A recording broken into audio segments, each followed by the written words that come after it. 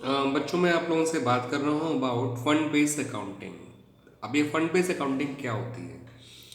देखिए, fund based accounting का मतलब होता है कि अगर आप किसी इवेंट या किसी एसेट से जुड़ा हुआ कोई फंड बना लेते हैं, तो उस फंड से जुड़े हुए सारे रिसिट्स, सारे पेमेंट्स, सारे इनकम्स और सारे एक्सपेंसेस फंड में ही एडजस्ट किए जाते हैं, फंड में ही प्लस या माइनस कर दिए जाते हैं, या ये मैं कह लूँ कि क्रेडिट और डेबिट कर दिए जाते हैं। फंड एक क्रेडिट बैलेंस हुआ करता है, तो उसको बढ़ाने वाली चीज़ें उसमें क्रेडिट कर दी जाती हैं, उसको कम करने वाली चीज़ें उसमें डेबिट कर दी जाती हैं। ठीक है? अगर यानी कि अगर आपने सपोज कोई मैच फंड बना रखा है, जैसे कि मैंने आपको यहाँ पर दिखाया, ठीक है, और उससे जुड़ा हुआ आपको डोनेशन मिला, तो आप उसे मैच फंड में क्रेडिट कर दीजिए या मैच फंड में ऐड कर दीजिए, एक ही बात है। अगर आपने मैच फंड का पैसा कहीं इन्वेस्ट कर रखा है और उस पर कोई इंटरेस्ट मिलता है, तो उसको भी मैच फंड में ही ऐड करेंगे, मैच फंड इन्वेस्टमेंट में नहीं। ध्यान रखिएगा इस बात को। और अगर इंटरेस्ट कोई बकाया रह गया है, अक्रूड रह गया, तो वो भी आपका मैच फंड में ही ऐड होगा। ठीक है बच्चों? और आपने कोई पेमेंट किए होंगे या एक्सपेंसेस किए होंगे मैचेस से जुड़े हुए, तो वो मैच फंड में से माइनस हो जाएंगे। और जो भी बैलेंस बचेगा मैच फंड का, उसको बैलेंस शीट में लायबिलिटी साइड शो कर दिया जाएगा। नॉर्मली ये बैलेंस क्रेडिट ही बचा करता है, क्योंकि आमतौर पे एक्सपेंसेस और पेमेंट्स फंड के अमाउंट से कम ही रहा करते हैं, at least after adding all the receipts and incomes related to the match fund. लेकिन इट्स नॉट ऑलवेज बच्चों। कभी कभार ऐसा हो सकता है कि फंड का ओवरऑल खर्चा फंड के बैलेंस को भी पार कर जाए, तो आप नेगेटिव तो शो करोगे नहीं फंड को लायबिलिटी साइड में। आप उस केस में लायबिलिटी साइड में फंड को ज़ीरो शो करिएगा, यानी जितना आप एक्सपेंस माइनस कर सकते हैं उतना माइनस कर दीजिएगा फंड से, ताकि बैलेंस ज़ीरो हो जाए। और जो भी एक्सपेंडिचर फंड से कवर नहीं हो पाए, उनको इनकम एंड एक्सपेंडिचर में एक्सपेंडिचर साइड शो कर दीजिएगा। ठीक है बच्चों? तो वो रेयरिटी भी आपको नज़र आ जाएगी जब आप इतने एग्जाम्पल देखेंगे, टी एस ग्रेवाल या डी के गोयल या कोई सी भी बुक से करके देखेंगे, जिस भी बुक से आप प्रैक्टिस करते हैं, तो आपको वैसे क्वेश्चन मिल जाएंगे बच्चों। So don't worry about that at all. और अब आपको जो ध्यान रखना है एक बात और, कि ये तो हो गया लायबिलिटी साइड वाली चीज़ें। याद रखिएगा, जो मैंने बोला कि एक्सपेंस ज़्यादा हो जाएंगे, वो रियलिटी होगी। इक्का दुक्का क्वेश्चन जैसे मिलेंगे, हर क्वेश्चन में ऐसा नहीं होगा, ध्यान रखिएगा। अब आप देखिए, मैंने जो प्लस में चीज़ें लिखी हैं वो क्या है। मैच फंड से जुड़ा हुआ कोई डोनेशन मिला है, वो आप प्लस कर रहे हैं। मैच फंड का पैसा आपने कहीं इन्वेस्ट कर रखा है, तो उसका इंटरेस्ट आप प्लस कर रहे हैं मैच फंड में, ध्यान रखिएगा।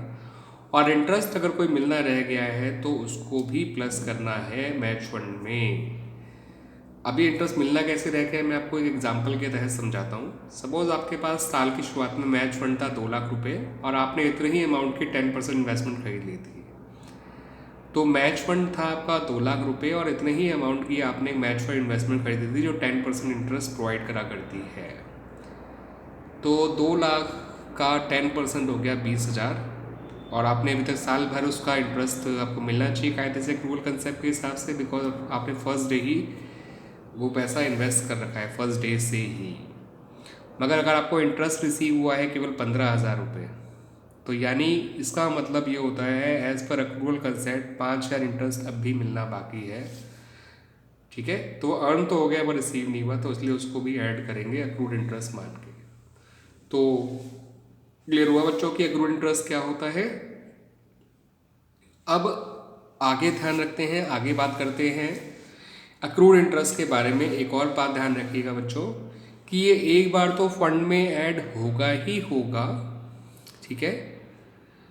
फंड की इन्वेस्टमेंट का इंटरेस्ट है, इसलिए तो फंड से जुड़ा हुआ है, इसलिए फंड में तो ऐड होगा ही होगा। अगर कोई नॉर्मल इन्वेस्टमेंट का अक्रूड इंटरेस्ट होता, तो वो इनकम साइड में चला जाता, फंड में ऐड नहीं होता। मगर अक्रूड इंटरेस्ट अपने आप में एक एसेट भी होता है। आप जानते हैं अक्रूड इनकम अपने आप में एक एसेट भी होती है, आपने पढ़ा हुआ है अक्रूड इनकम के बारे में। तो अक्रूड इंटरेस्ट बैलेंस शीट में एसेट साइड भी शो किया जाएगा। तो इसका ट्रीटमेंट दो तरफ आएगा। एक तो आपका फंड में ऐड हो जाएगा, क्योंकि स्पेसिफिक फंड के इंटरेस्ट का अक्रूड इंटरेस्ट है, इन्वेस्टमेंट का अक्रूड इंटरेस्ट है। और दूसरा वो एसेट साइड में भी आएगा accrued interest of match fund investment के नाम से, या जो भी फंड की इन्वेस्टमेंट का अक्रूड इंटरेस्ट होगा। और दूसरी बात, जो भी आपने मैच फंड इन्वेस्टमेंट करी है वो भी तो एक एसेट है, उसको भी एसेट साइड में लिखना मत भूलिएगा। और साथ के साथ उसको जो है, अगर आपने कोई मैच फंड से जुड़ा हुआ अलग से बैंक बैलेंस मेंटेन करते हैं तो वो भी एसेट साइड में ही आएगा, ध्यान रखिएगा। कोई अगर आपने अलग से कोई अकाउंट मेंटेन करते हो मैच फंड से जुड़ा हुआ, ठीक है, बैंक का अकाउंट मेंटेन करते हो तो। यहाँ पर मैं आपको बता दूँ, अगर कोई नॉर्मल इन्वेस्टमेंट हुआ करती है उसका इंटरेस्ट जो होता है वो लायबिलिटी साइड में नहीं आया करता, वो इनकम में शो किया जाता है। मगर फंड इन्वेस्टमेंट का जो इंटरेस्ट होता है वो लायबिलिटी साइड में फंड में ऐड हो जाता है, इस बात को ध्यान रखिएगा बच्चों। और दूसरी बात, अक्रूड इंटरेस्ट जो है, चाहे वो नॉर्मल इन्वेस्टमेंट का हो चाहे आपकी किसी फंड इन्वेस्टमेंट का हो, वो एसेट साइड तो आएगा ही आएगा इन बोथ द केस।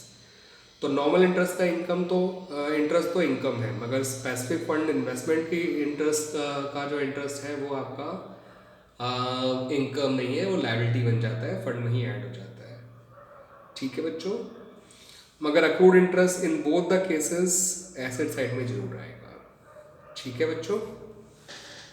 यहाँ पर मैं आपको एक और बात बता दूँ, अगर आपने किसी एसेट का फंड बना रखा है, सपोज आपने कोई बिल्डिंग फंड बना रखा है या पवेलियन फंड बना रखा है, तो जो भी कंस्ट्रक्शन पे आप खर्च करोगे, ठीक है, या परचेज पे ऑफ बिल्डिंग या परचेज ऑफ यानी नो पवेलियन तो नहीं कहूँगा, कंस्ट्रक्शन ऑफ पवेलियन और purchase of any other fix asset, तो एसेट फंड में से वो अमाउंट माइनस कर देंगे। एक्सपेंडिचर में फिर भी मत लिखना क्योंकि वो कैपिटल एक्सपेंडिचर है। एसेट साइड में उस एसेट को भी शो कर दीजिएगा जो बनाई जा रही है, ठीक है।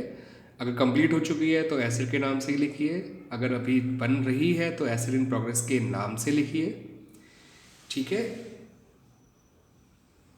एक काम आपको और करना है, जितना भी आप एक्सपेंडिचर पे पैसा इनकर्ड कर रहे हैं उसको जो है कैपिटल फंड में ऐड करना मत भूलिएगा।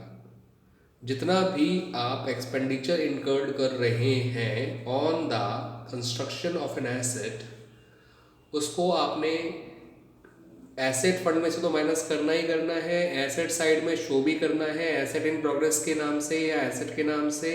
मगर एक काम आपको और करना है, वो ये कि उसको कैपिटल फंड में भी ऐड करना है जितना आपने एक्सपेंडिचर किया है on the construction of the asset. You have to transfer this amount from the asset fund to the capital fund. Just keep this thing in mind बच्चों।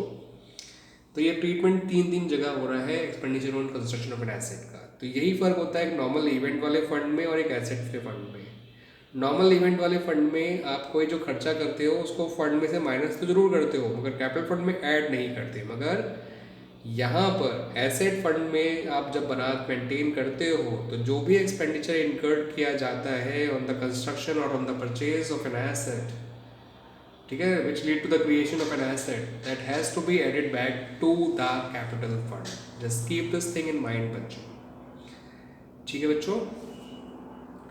यहाँ पर मैं एक बात आपको और बता दूँ, कैपिटल फंड को हम जनरल फंड भी कहा करते हैं, और कैपिटल फंड का पैसा अगर कहीं इन्वेस्ट किया जाता है तो उससे जो इन्वेस्टमेंट क्रिएट होती है वो एक नॉर्मल इन्वेस्टमेंट है, जनरल फंड इन्वेस्टमेंट या सिंपली इन्वेस्टमेंट भी कहा जाता है। तो कैपिटल फंड तो लायबिलिटी साइड में ही आएगा क्योंकि एक फंड है, और कैपिटल फंड इन्वेस्टमेंट या जनरल इन्वेस्टमेंट जो है, जनरल फंड इन्वेस्टमेंट जो है वो आपकी एसेट साइड में ही आएगी क्योंकि वो एसेट है। मगर इस जनरल फंड इन्वेस्टमेंट का इंटरेस्ट, या सिंपली हम कह सकते हैं कि एक नॉर्मल इन्वेस्टमेंट का इंटरेस्ट जो किसी फंड के पैसे से नहीं बनाया गया, किसी स्पेसिफिक फंड के पैसे से नहीं बनाया गया, तो उसका इंटरेस्ट सिंपली इनकम साइड में शो किया जाता है of the income and expenditure account. Thus keep this thing in mind बच्चों, इस बात को दिमाग में जरूर रखिएगा, ठीक है बच्चों। और इसका भी अगर इंटरेस्ट अक्रूड होता है तो एक बार तो वो इनकम साइड में आएगा, लायबिलिटी साइड में नहीं आएगा, ध्यान रखना, और एसेट साइड में तो आएगा ही आएगा because accrued interest itself is an asset. Clear बच्चों? आई होप आपको अच्छी तरह से ये बात मेरी क्लियर हो गई होगी।